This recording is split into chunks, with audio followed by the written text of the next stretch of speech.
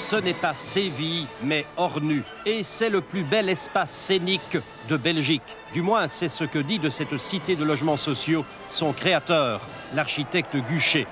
Mais si ce cirque n'est pas construit pour la corrida, cette architecture et son histoire y font irrésistiblement penser. Alors, les locataires potentiels en sont-ils des aficionados? On fait ça pour penser à faire quelque chose de bien, mais il n'a rien, ça n'a jamais été loué, rien du tout. Hein. C'est pour faire des habitations sociales? Oui. Ça vous plairait d'habiter là-dedans? Non, on me donne rien pour rien, il m'en veut pas. C'est pas vrai? Non, j'aime pas, c'est pas beau, il n'y a rien de beau là-dedans. Ça, c'est un vrai musée des oreilles. Comment? C'est cité Barbès, c'est ça qu'on appelle ça? Cité Hadès. Hadès, Oui. ça, oui. Et c'est quoi au juste ce truc-là? Je ne sais pas.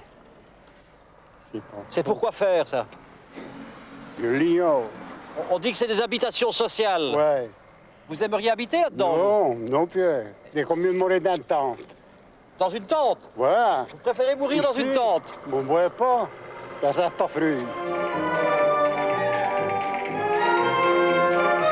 Je trouve ça un peu scandaleux ce qu'on a fait ici. Et surtout, bon, il n'a pas d'homme d'entretien, enfin, il n'a pas de concierge, il n'a personne.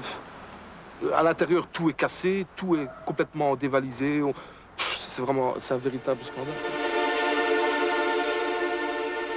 Terminé depuis 6 ans, ce gigantesque complexe de logements sociaux n'a jamais été définitivement réceptionné. L'entrepreneur a fait faillite. Laissé sans entretien, le bâtiment est déjà complètement dégradé. Il est rongé par l'humidité. Les ascenseurs n'ont pratiquement jamais fonctionné. Sur les 138 logements qu'il compte, seulement une petite vingtaine sont occupés. Les autres, sans gardiennage, sont à l'abandon, livrés aux vandales, pillés et saccagés avant même d'avoir servi.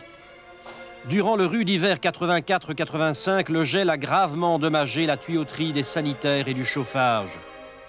Pour l'architecte, cette cité était bien conçue. Malfaçon et manque d'entretien sont seuls en cause.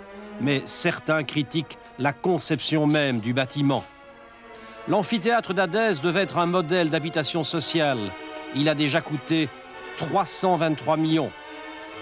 Alors, que pensent de ce cirque les rares locataires qui y vivent? Il n'y a rien qui va ici. Il y a trop d'humidité.